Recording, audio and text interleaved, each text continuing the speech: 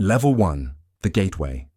As you lie in bed and begin to drift, the world around you slowly softens. The edges of reality loosen, and for a brief moment, you find yourself staring into patterns that seem to move on their own. A spiral appears, then collapses into a tunnel. Grids shimmer and twist. Web-like shapes stretch across your mind's eye. These images are not imagined in the same way as daydreams.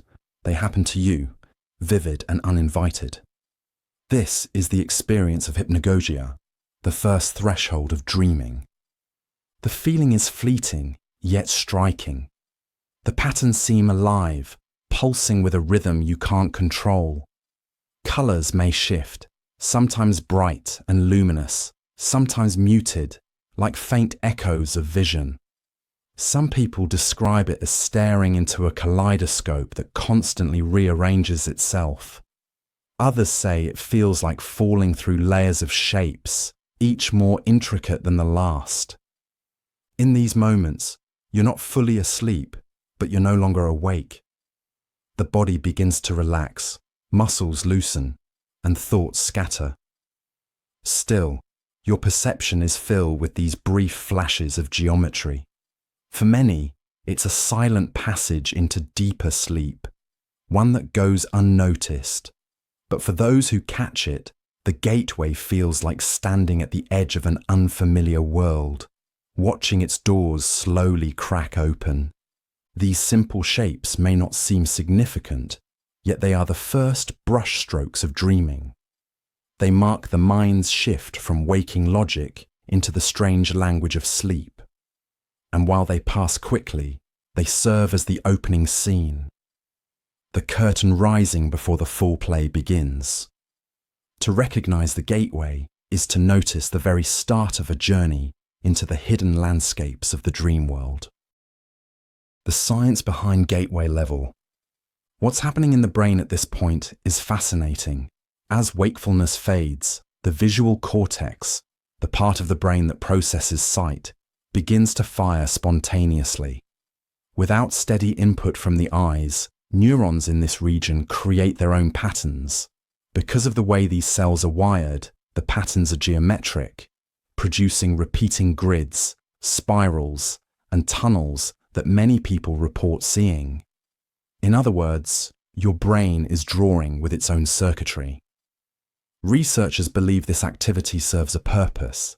The visual cortex is one of the most adaptable regions of the brain, and unused space can be taken over by neighboring functions.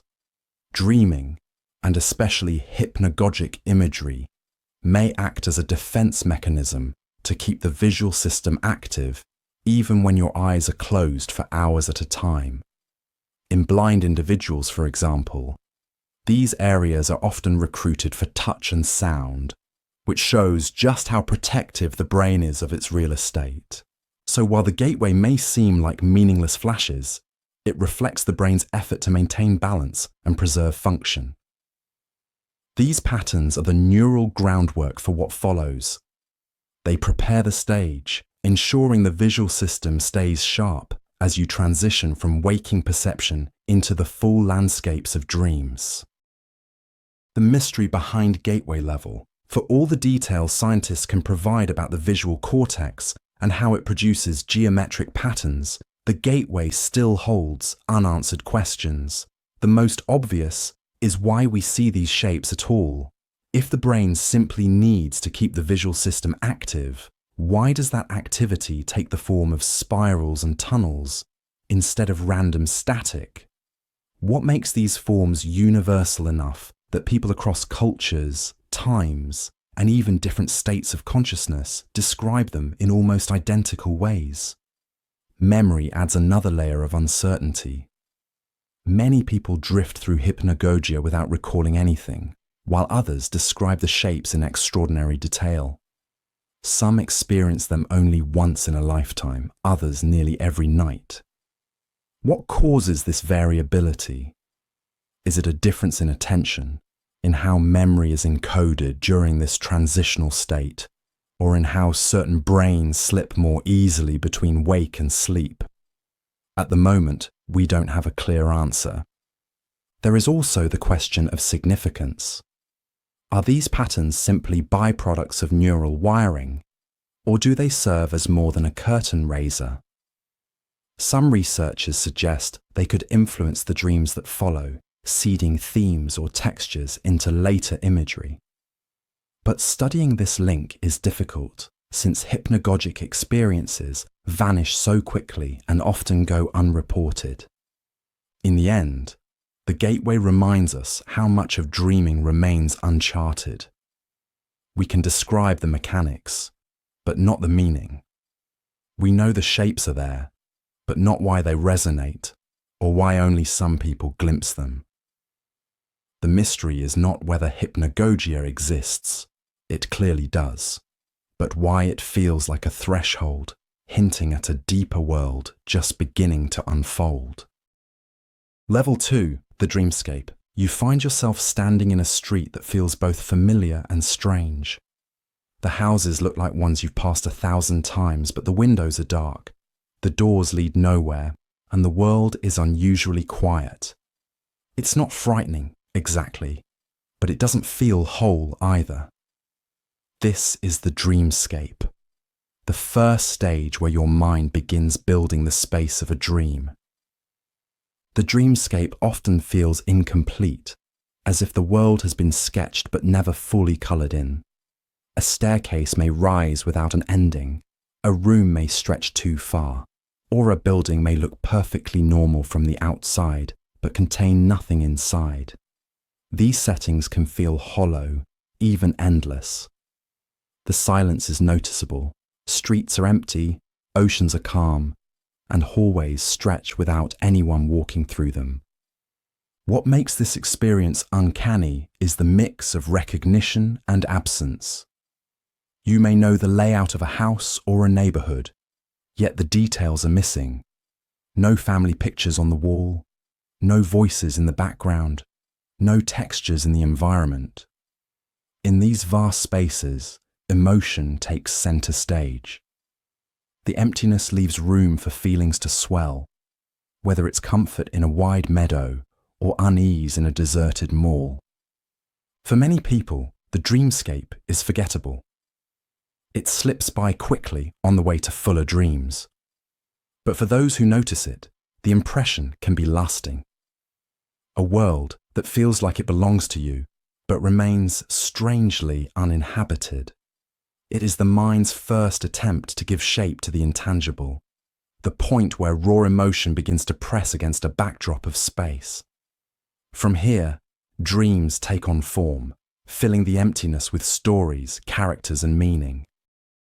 The science behind dreamscape level, studies of sleep imagery reveal that scenes often begin as vague spaces, then gradually accumulate structure. This is sometimes described as selective simulation.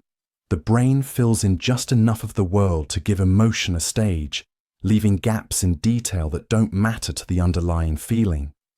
That's why a hallway might stretch endlessly, or a house may appear familiar yet hollow.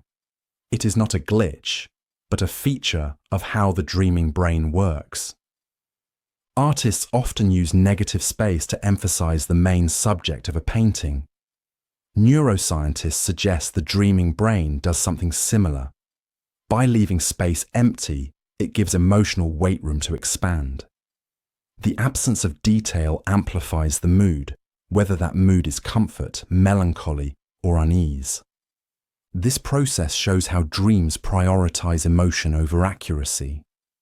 The mind doesn't need to render every wall, street, or tree. It only needs enough cues for you to feel something. The dreamscape, then, is not just a setting, but a kind of emotional canvas. A space where your inner state is projected outward. By understanding this stage, scientists reveal an important truth. Even in their emptiest form, dreams are never random. They are shaped from the inside out, with emotion acting as the scaffolding on which all later dream layers are built. The mystery of dreamscape level. The science tells us that dreamscapes are emotional canvases. built from fragments of memory, but even with that understanding, they leave behind questions that remain unresolved. Chief among them is why emptiness itself carries such power. Why does a bare hallway, a silent street, or a hollow house feel more significant in dreams than one filled with detail? One possibility is that the brain leaves gaps to amplify emotion. Yet this still doesn't explain the uncanny familiarity many people describe. Across cultures and generations, dreamers report the same kinds of empty places, abandoned malls, deserted schools, endless hallways. These are not personal memories alone. They point toward a shared structure in the way the dreaming mind creates space. Whether that reflects a universal template of perception or simply the most efficient way to evoke feeling is still unknown. Another unresolved question is memory itself. Some dreamscapes vanish instantly, while others remain etched into the mind for years, haunting in their starkness. What makes certain voids so memorable while others slip away unnoticed? Is it the strength of the emotion, the way the dreamscape resonates with past experiences, or something deeper about how the brain encodes emptiness? Perhaps the most compelling mystery is meaning. Are these hollow landscapes simply scaffolding for later dreams, or do they serve a role on their own? Some researchers suggest that they may act as holding spaces where emotions gather before taking form. Others believe they represent the mind's attempt to process what has no clear image, grief, loss, or longing that cannot be pictured directly. The dreamscape shows us that even silence in the mind has shape.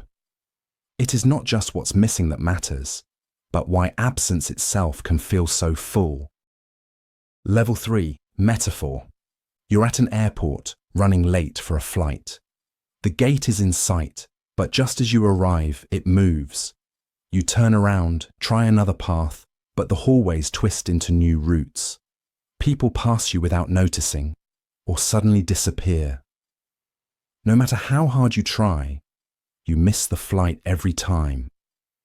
This kind of dream is a classic example of metaphor at work. On the surface, it feels like an ordinary scenario, rushing through terminals, watching time slip away. But in the dream, the story doesn't follow the rules of reality. The gate shifts, the crowd ignores you, and the outcome is inevitable. What you're experiencing isn't a realistic travel mishap. It's your brain using narrative to magnify an emotion. Dreams at this level rarely follow straight plots. Instead, they repeat patterns, exaggerate obstacles, and twist logic until the feeling becomes unavoidable. Anxieties about unfinished work transform into endless exams. Stress about a relationship becomes a constant search for someone who never appears. The details change, but the core emotion remains the same, replayed in new disguises. What makes the experience of metaphorical dreams so powerful is their ability to distill feelings into pure form. Fear of failure becomes a mist plane. Fear of rejection becomes silence in a crowded room. These dreams don't just show you an emotion, they put you inside it, forcing you to move through a world built entirely to reinforce that feeling. The result is a strange mix of recognition and distortion. The settings are familiar, the events plausible, but the logic is driven by emotion instead of reason. In these dreams, your brain is no longer testing geometry or sketching empty rooms. It's turning emotions into stories, shaping raw feelings into narrative form. The science behind metaphor level. When researchers analyze thousands of dream reports, a pattern emerges. The content doesn't mirror daily events exactly. Instead, it bends them into symbols. Psychologists like Rosalind Cartwright and Mark Blagrove have shown that dreams regularly transform fragments of memory into metaphors blending bits of experience with heightened emotional tone. The process begins in the brain's limbic system, especially the amygdala, which tags memories with emotional weight. During REM sleep, these emotionally charged fragments are activated, but instead of replaying them literally, the brain recombines them. Cognitive studies suggest that this recombination is guided less by logic and more by affect. That's why a student worried about exams might dream of being lost in a maze, or someone stressed about deadlines finds themselves running for a train that never arrives. The narrative looks different, but the emotional theme is the same. Neuroscientists call this emotional assimilation. It's the idea that the brain works through feelings by embedding them into storylines that exaggerate, distort, or disguise the source. Malinowski and Horton argue that the appearance of dream metaphors isn't random. It's a direct reflection of memory processing. By pairing emotion with imagery, dreams allow the brain to test, rehearse, and gradually absorb what might be overwhelming in waking life. This explains why metaphorical dreams often feel so emotionally charged, yet so nonsensical when told out loud. They are structured not by external events, but by the internal pressure of feeling. What emerges is a kind of emotional logic, where cause and effect bend toward amplifying the mood. Seen this way, dreams at the metaphor level aren't meaningless distortions. They are the brain's way of translating raw emotion into narrative, creating symbolic stories that help us live with what we feel. The mystery of metaphor level. Science can show us how the brain recombines memory fragments, but it cannot explain why some metaphors surface so consistently across cultures. Why does falling so often stand in for losing control? Why do school exam dreams return decades later, long after the real exams are gone? These themes seem to form a shared vocabulary, suggesting that certain images carry universal weight. Whether this comes from evolution, culture, or a deeper template of the mind is still unknown. Another puzzle is selection. Out of the countless memories available, why does a dream choose one fragment over another to carry the emotion? A missed flight might stand in for failure, while a collapsing bridge could carry the same meaning. What mechanism determines which image rises to the surface? The brain's criteria for shaping these metaphors remain unclear. There is also the question of resonance. Some dream metaphors feel obvious in hindsight, while others remain baffling even to the dreamer. Why does one person's anxiety become an exam room, while another's takes the shape of a flooded house? And why do certain metaphors stay vivid for years, while others fade instantly? What the mystery of dream metaphors shows us is that dreams are not random distortions. They are coded expressions, drawing from both the personal and the universal. We can see the patterns, but the deeper logic of why certain symbols carry emotion so precisely remains one of the unanswered questions of the dreaming mind. Level 4, recurrence. You wake in the middle of the night, heart racing, only to realize you've had the same dream again. Maybe it was your teeth falling out. Maybe it was being back in a classroom, staring at a test you never studied for. Or maybe it was running from something you could never quite see. These aren't isolated events. They return, sometimes for months, sometimes for decades. Recurring dreams are among the most striking dream experiences because of their persistence. They feel like echoes that refuse to fade. No matter how much life changes, the dream remains fixed, repeating its script with uncanny loyalty. The setting might shift slightly, a different school hallway, a new group of people, but the emotional core is identical. You wake with the same unease you felt many times before. For some, recurrence is subtle. The details of the dream blur, but the theme repeats. Being lost in a city, running late for an exam, struggling to speak in front of a crowd. For others, it's precise. The same nightmare, night after night, replaying like a film stuck on loop. The predictability makes it even stranger. Knowing you'll face the same scene again doesn't make it easier to endure. What stands out about the experience of recurrence is its weight. These dreams feel heavier than ordinary ones, as if they carry unfinished business. They don't fade as quickly in the morning, and they often leave a residue of emotion that follows you through the day. Recurring dreams are not just background noise in sleep. They are the mind insisting on repetition, pulling you back into the same places and scenarios until something shifts. They remind us that dreaming is not random but driven, circling the themes we cannot easily escape. The science behind recurrence level. Across large-scale dream studies, one finding appears again and again. Most people report at least one recurring dream in their lifetime. Surveys suggest the number is high. As much as 2/3 of adults experience them. The content varies, but common themes include falling, being chased, losing teeth, or sitting for an exam unprepared. These themes are so consistent that researchers believe recurrence reflects more than coincidence.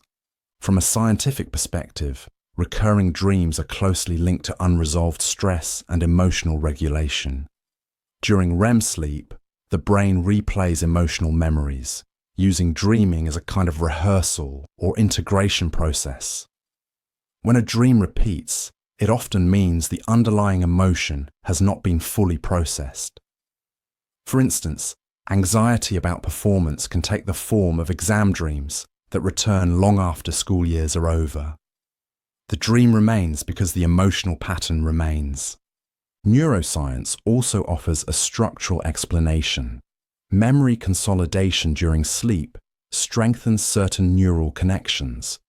If an emotional memory is repeatedly activated, the same imagery can be pulled into dreams again and again. Over time, this makes the dream familiar, a reinforced pattern that's harder to dissolve. That's why some recurring dreams can persist for years, even when the conscious mind forgets their original trigger. What makes recurrence scientifically significant is that it shows dreaming is not random. The brain does not waste energy replaying the same scenarios without reason. Instead, it circles back to unfinished emotional material, holding it in place until it can be resolved or integrated. This looping function suggests that recurring dreams act like emotional reminders, marking the spots the waking mind has tried to move past, but the sleeping mind refuses to let go. The mystery of recurrence level. The mystery begins with endurance. Our waking memories are fragile. We forget names, dates, and events with ease. Yet a recurring dream can outlast whole chapters of a person's life. Someone may stop going to school, move across the world, and grow old, yet still find themselves sitting in the same exam hall, unprepared.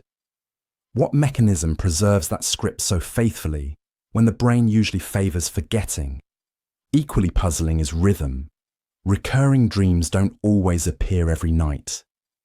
They vanish for months, only to resurface when life circumstances echo the original theme. It's as if the dream is not gone but dormant, waiting for the right conditions to reawaken. This selective reappearance suggests that recurrence is not random repetition, but something more intentional, though what purpose it serves remains unknown. Then there's the question of closure.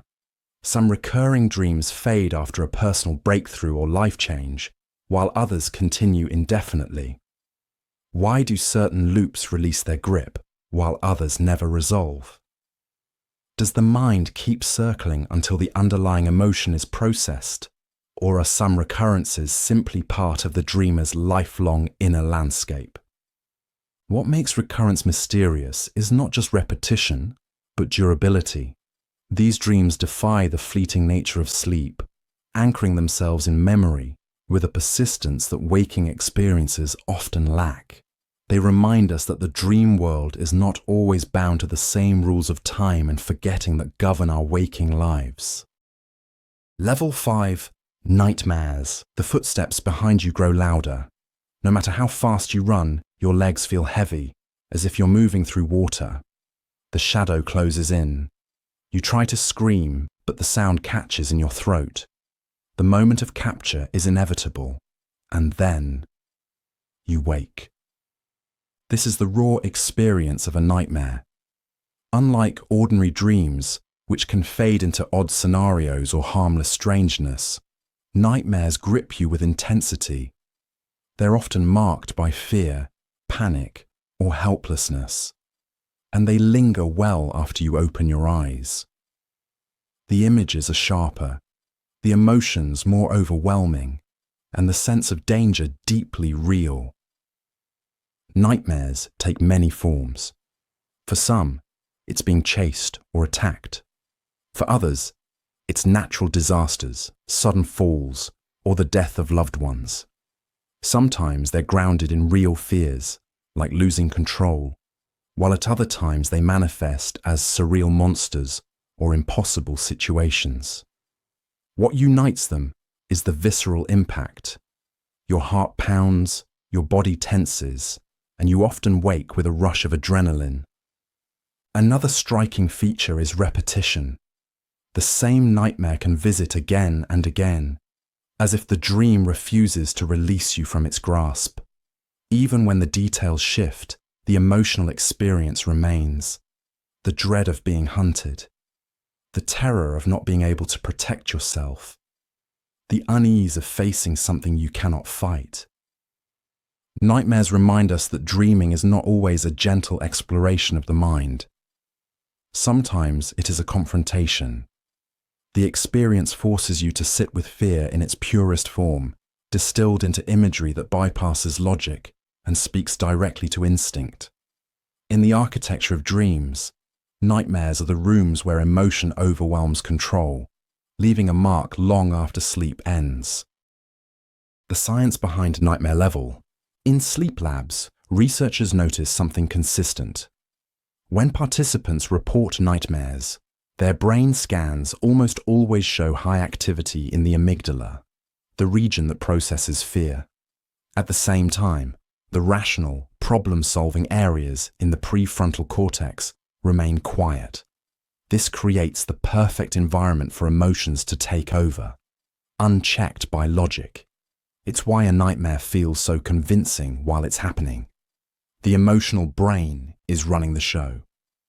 Nightmares usually occur during REM sleep, a stage marked by rapid eye movement and intense brain activity.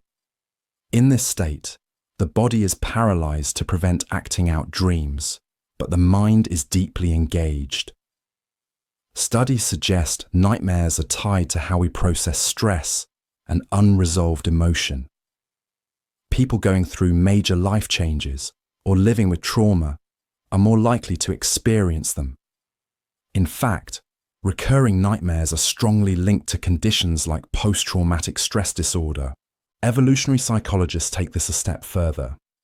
Antti Revonsuo's threat simulation theory argues that nightmares act as survival rehearsals.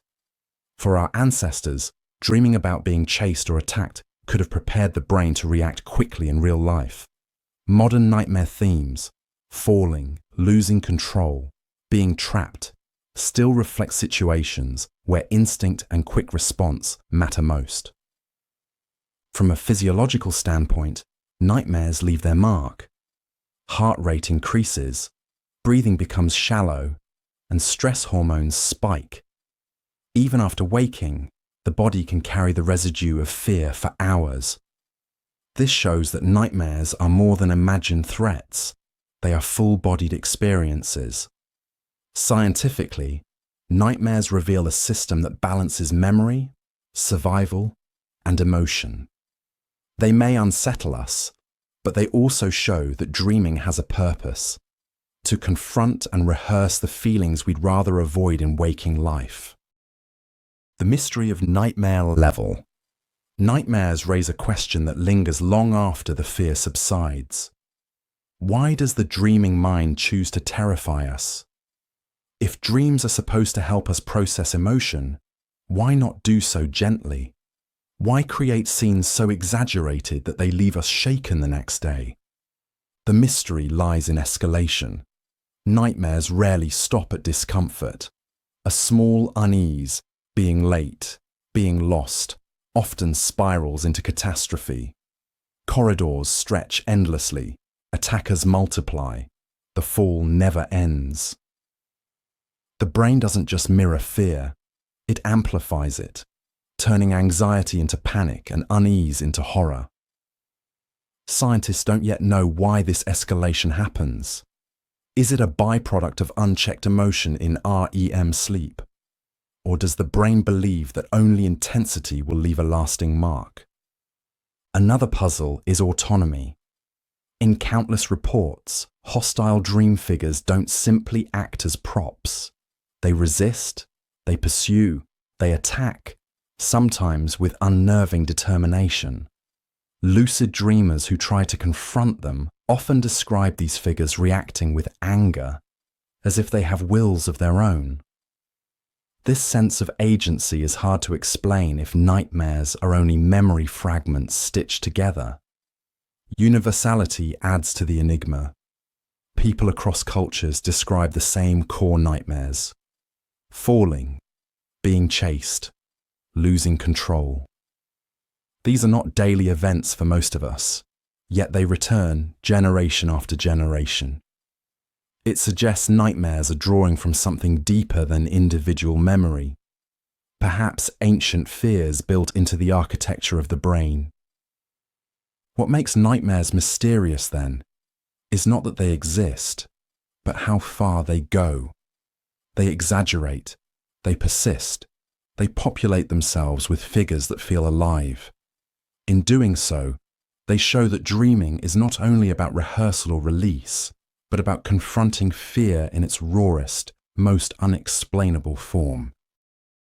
Level 6 agents. You walk into a crowded street in a dream. Faces blur around you, but one stands out. A stranger you've never seen before. They move with purpose, watching you as if they know something you don't. Later, in another dream, the same figure reappears, unchanged, as if they've been waiting. Encounters like this define what dream researchers call agents, characters that seem to have a life of their own. Unlike the shifting backgrounds of earlier levels, agents feel personal. They talk, argue, chase, or comfort. Sometimes they're familiar, a family member, a teacher, a childhood friend. Other times they're unfamiliar, yet oddly consistent. Many people report recurring figures that return night after night, showing continuity across dreams that otherwise have no logical connection. What makes the experience so striking is the autonomy of these characters. In ordinary dreams, events can feel scattered, but agents act as if they have their own intentions. They argue back when challenged, or they change the direction of the dream entirely. A pursuer doesn't slow down just because you want them to. A companion might guide you into a place you didn't plan to go. These dream figures often carry the strongest emotional weight. Being ignored by a crowd, chased by an attacker, or comforted by a stranger can all leave powerful impressions that linger after waking. The memory of the dream isn't about the landscape or the story, but about the encounter itself. The experience of agents shows how dreams move beyond empty spaces or symbolic plots. They begin to populate themselves with characters who feel almost independent.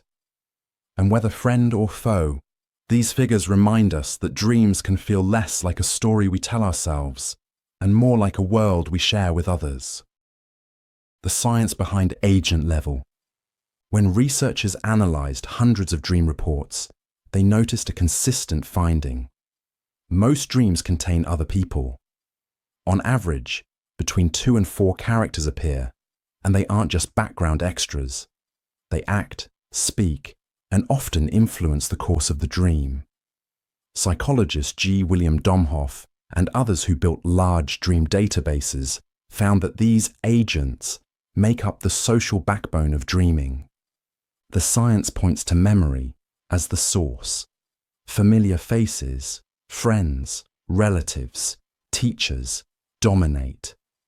Even when characters feel like strangers, studies show they're usually composites, fragments of real people blended together. Cognitive scientist David Kahn found that nearly half of dream figures are recognizable, while many of the rest reflect social roles, like a police officer or shopkeeper.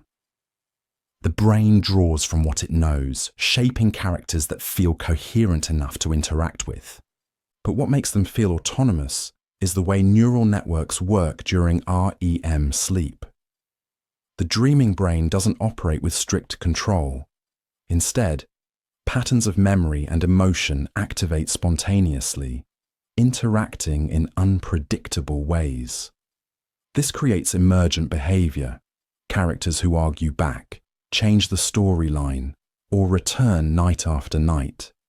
They feel alive because they're the result of complex memory systems replaying and recombining themselves in ways the conscious mind can't script.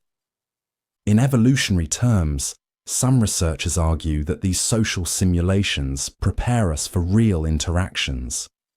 By rehearsing conversations, conflicts, or alliances, dreams strengthen the brain's ability to navigate relationships.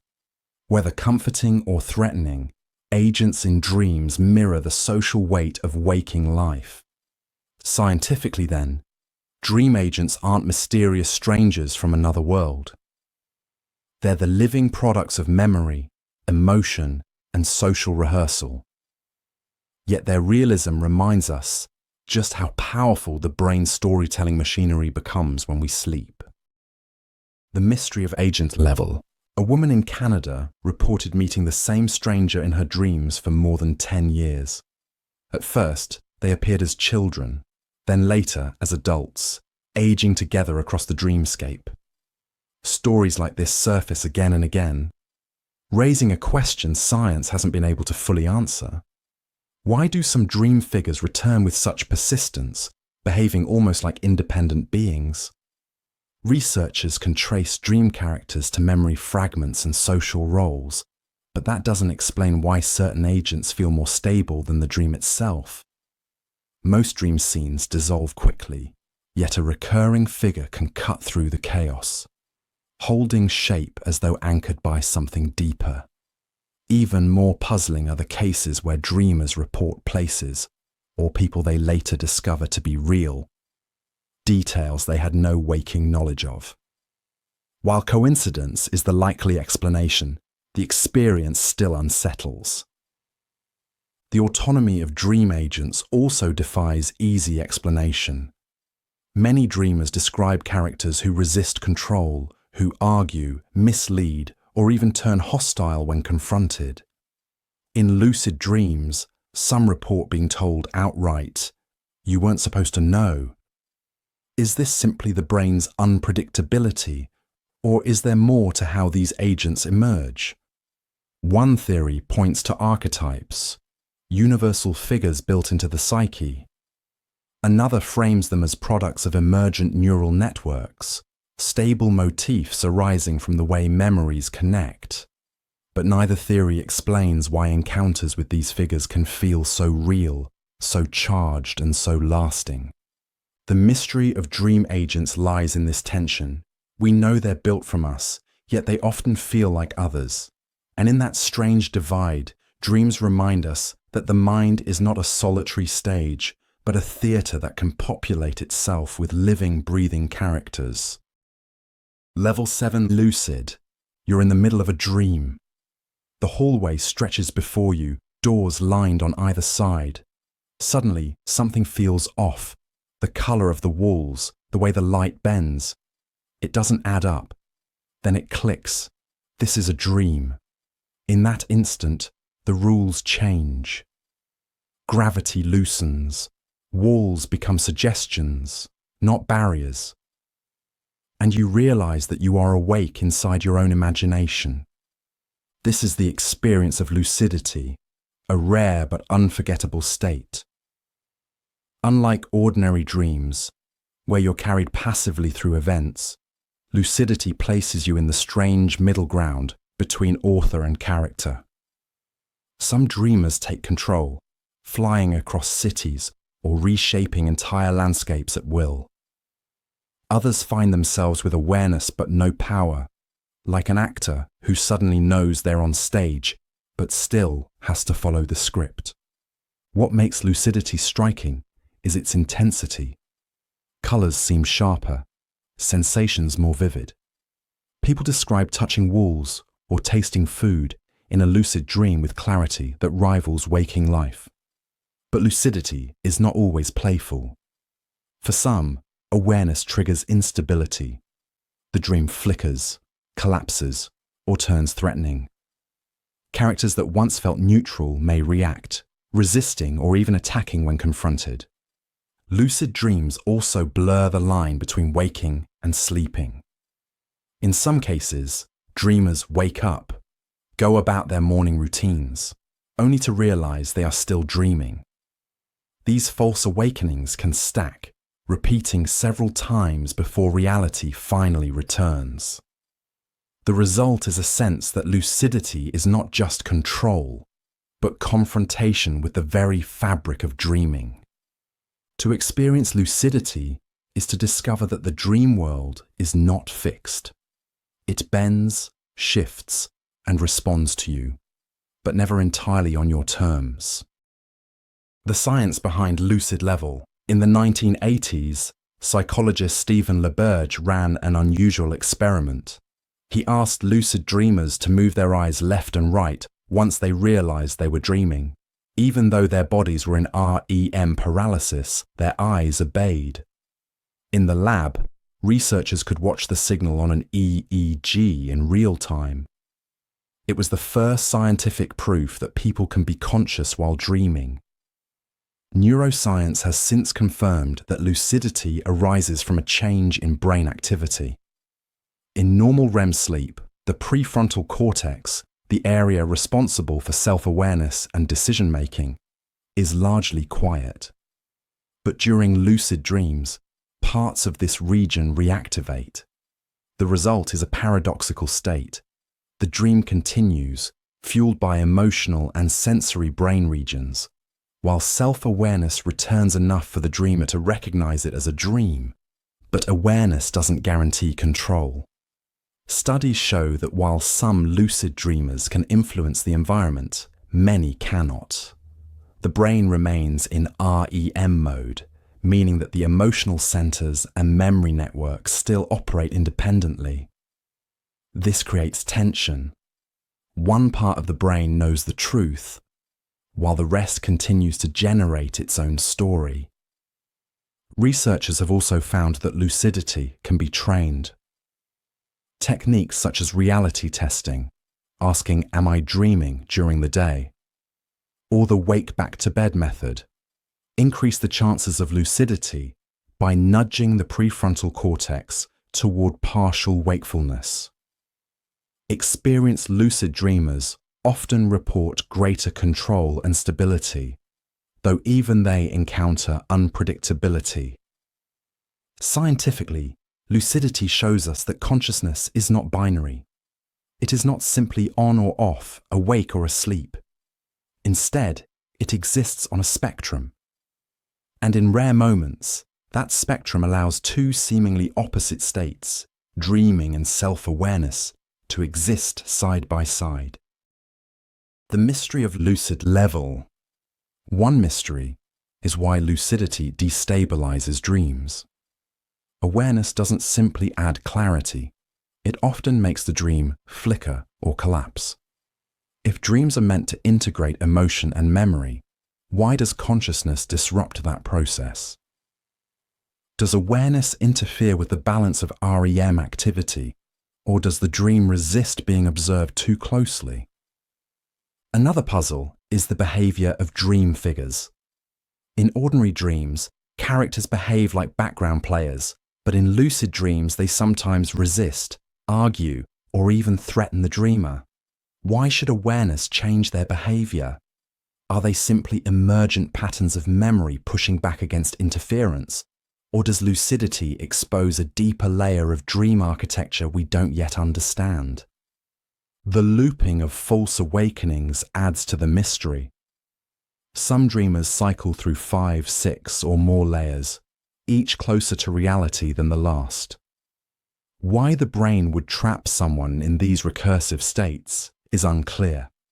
It may reflect a struggle to synchronize internal dreaming with external waking signals, or it may hint at complexities in how consciousness transitions between states. Lucidity, then, is not only about freedom, but about limits. It shows us that dreams are not infinitely pliable, nor entirely under our command. At the edges of awareness, the dream world pushes back, reminding us that even in sleep, the boundary between control and chaos is thin and not yet fully understood. Level 8, collective. You're talking with a friend over coffee when they casually describe a dream they had. The details sound familiar, too familiar. The setting, the sequence of events, even the strange figure in the background, all match a dream you had yourself. You laugh it off as coincidence, but the unease lingers. How could two separate minds drift into the same dream? This is the experience of shared dreams. They appear in many forms. Sometimes it's two people who wake up to discover they dreamed about each other on the same night. Sometimes it's strangers on the internet describing nearly identical scenarios. An endless hallway, a faceless pursuer, a mysterious man seen by thousands who call him the same thing. The dream man. Other times the overlap is subtler, recurring dream motifs across cultures, like flying, being chased, or arriving unprepared for an exam.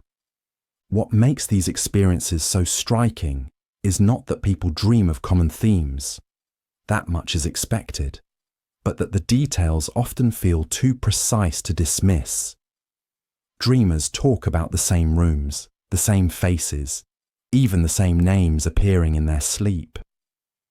The emotional impact is heavy. A private world suddenly feels shared, as if the boundary between minds has thinned. For those who've experienced it, shared dreaming feels like stepping into a collective landscape, where the dream no longer belongs just to you. Whether with a friend, a stranger, or an entire culture, the overlap suggests that dreams might not be as isolated as we think. The science behind collective level. From a scientific standpoint, shared dreams are among the most difficult phenomena to study. Dreams are private, fleeting experiences, and comparing them relies on self-reporting after waking. That makes controlled testing almost impossible. Still, researchers have gathered data that helps explain why overlaps occur. First, there are universal dream themes. Large-scale analyses, such as the Hall and Van der Castle dream coding system, show remarkable consistency across cultures. Being chased, falling, losing teeth, or flying appear with similar frequency worldwide. These patterns suggest that some dream content arises not from personal memory, but from shared human psychology, fears, instincts, and situations tied to survival. Second, memory itself is unreliable. When recounting dreams, people often fill in the gaps, unintentionally shaping their reports in ways that sound more similar than the dreams originally were. This can give the impression of shared content, even when the actual dreams were different. Yet science doesn't dismiss the idea entirely. Researchers studying dream telepathy in the mid-20th century, most famously at Maimonides Medical Center in New York, claim that participants sometimes reported dream content that matched images another person was viewing in a separate room. While results were never conclusive, they raised intriguing questions about whether dreaming taps into layers of perception we don't yet understand. Today, most scientists attribute shared dreams to a mix of universal themes, cultural storytelling, and memory bias. But even within that framework, the consistency of certain figures and places remains difficult to explain fully. At the very least, shared dreams highlight how deeply social our minds are. Even in sleep, we seem wired to simulate encounters with others. The mystery of collective level. Despite the scientific explanations, the phenomenon of shared dreams leaves open questions that feel unresolved. The first is coincidence versus connection. If dreams are purely private, why do so many people describe nearly identical figures? The faceless man, the endless hallway, the house with rooms that don't exist.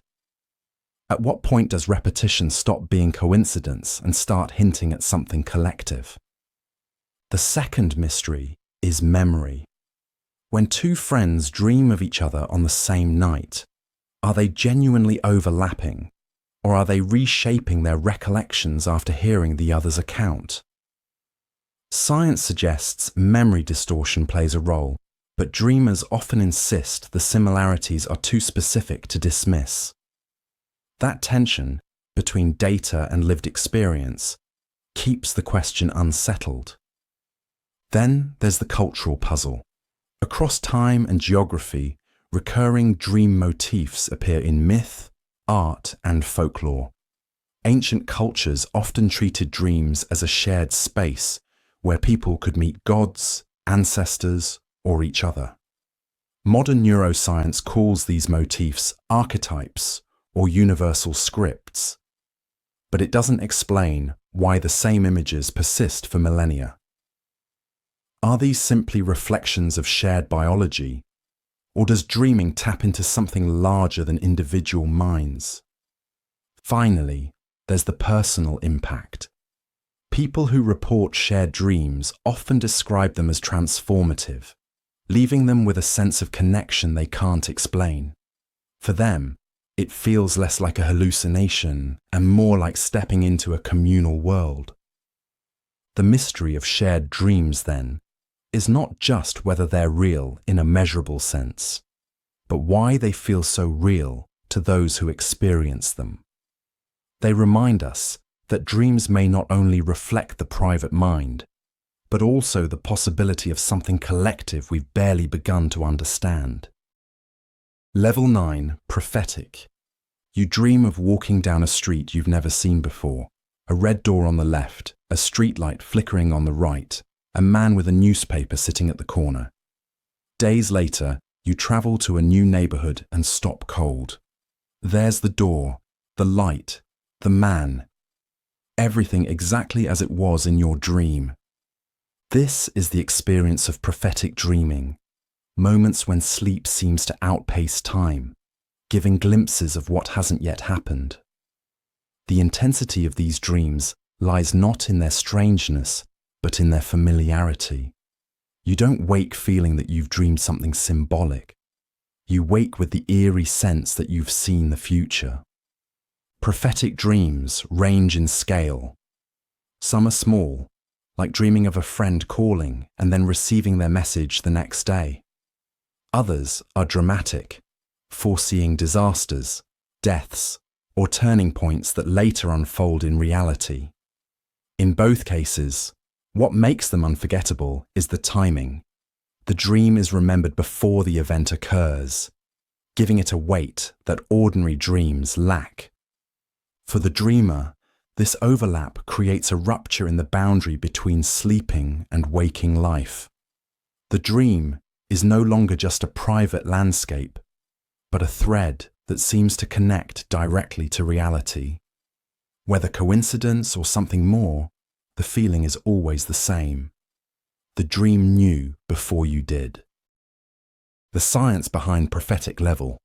scientists approach prophetic dreams cautiously. The dominant explanation is psychological rather than mystical. Dreams are simulations, built from fragments of memory and emotion. Because the brain constantly anticipates outcomes in waking life, many dreams naturally play out likely scenarios. When one of those scenarios later matches reality, it feels prophetic. This is where confirmation bias comes in. Most of us dream every night, generating thousands of images and events each year. The overwhelming majority are forgotten, but when one lines up with a waking experience, it's remembered vividly.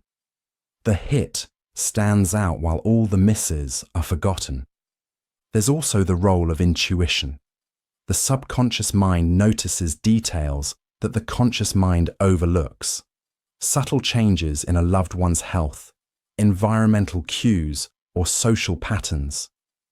Dreams may amplify these unnoticed signals into imagery that later proves accurate. A prophetic dream, then, could be the unconscious mind connecting dots more quickly than waking awareness. Parapsychology has also tested dream precognition. In the 1960s, researchers at Maimonides Medical Center asked dreamers to describe images randomly chosen in the future. Some studies showed above-chance results, though they were difficult to replicate and remain controversial. So while science doesn't support true time travel in dreams, it does acknowledge that dreams sometimes simulate possibilities with uncanny precision. What feels prophetic may be the mind's remarkable ability to project forward, with sleep acting as a stage for anticipation. The mystery of prophetic level. Still, questions linger. If prophetic dreams are only coincidence or intuition, why are the details sometimes so specific? Why do dreamers report seeing exact places, faces, or conversations before encountering them in waking life? Skeptical explanations account for probability, but they don't dissolve the uncanny feeling of lived prediction. There's also the cultural universality. From ancient Mesopotamian dream books to indigenous traditions to modern anecdotes online, people across time and geography have described dreams that seem to foretell the future. Are all of these simply pattern recognition? Or does dreaming sometimes access information in ways we don't yet understand? Another puzzle is emotional weight. Prophetic dreams often strike at key life events, moments of danger, change, or transformation. Why would coincidence cluster around such pivotal times? Some researchers suggest stress heightens intuition, while others wonder if dreams in these moments act as more than private simulations. The greatest mystery is the line between imagination and reality. If even a fraction of prophetic reports are more than coincidence, it would mean dreams can bend time, carrying awareness forward, if only in fragments. Science has no mechanism for this. Yet the persistence and universality of prophetic dreams suggest that the boundary between present and future may not be as rigid as we assume. Prophetic dreaming, then, is not about dissolving the self or touching infinity. It is about the unsettling possibility that in sleep, the mind may glimpse what has not yet arrived. That in dreams, tomorrow sometimes leaks into today. Level 10, Transcendent. You're dreaming, but there is no story. No streets to walk, no characters to meet, no chase to escape. Instead, you are immersed in something formless, a field of light, a hum that feels endless, a presence that has no edges. In that moment, you are not watching a dream. You are dissolved into it. This is the experience of transcendent dreaming. It isn't about flying, or controlling, or predicting. It is about losing the sense of being a separate self. Dreamers describe becoming a wave in an ocean, a spark in infinite light, or an awareness that stretches across time and space. The usual markers of reality, body, identity, location, fall away. What's left is pure consciousness without borders. The feeling is not fear, but awe. Many describe a peace so vast it lingers for years. Others recall a sense of timelessness, as if eternity was compressed into a single breath. These dreams don't fade like ordinary ones. They stay as impressions that cannot be retold in ordinary language, leaving the dreamer with the sense that they have touched something larger than themselves. Transcendent dreams are rare, but when they happen, they shift perspective. Waking life feels different afterward, more fragile, more connected, or more meaningful. The dream is not remembered as a story, but as an encounter with the infinite. The science behind transcendent level. Neuroscience approaches transcendent dreams by comparing them to other altered states. Brain imaging shows that during REM sleep, when most vivid dreams occur, activity in the default mode network, the system that maintains a sense of self, can significantly decrease. The same pattern is seen in advanced meditation and in psychedelic research. When the boundaries of self-processing quiet down, consciousness may no longer feel contained within an individual. In these states, the brain is still active, but its usual filters are loosened. Without the machinery that draws lines, me versus not me, here versus there, now versus later, perception becomes unbounded. The result is an experience that feels limitless, even if it emerges entirely from neural activity. Studies of dream reports confirm this pattern. Across cultures, people describe dreams where they dissolve into light, merge with the cosmos, or encounter a vast presence beyond words. These reports are remarkably consistent, despite differences in language or belief systems, suggesting a shared neurological basis. Some researchers propose that such states help integrate higher-order processes in the brain, allowing disconnected systems, memory, emotion, perception, to temporarily unify. Others see them as byproducts of a brain pushed to its limits in REM. Either way, the evidence suggests that transcendent dreams are not random, but arise from specific neural conditions where the self fades and awareness expands.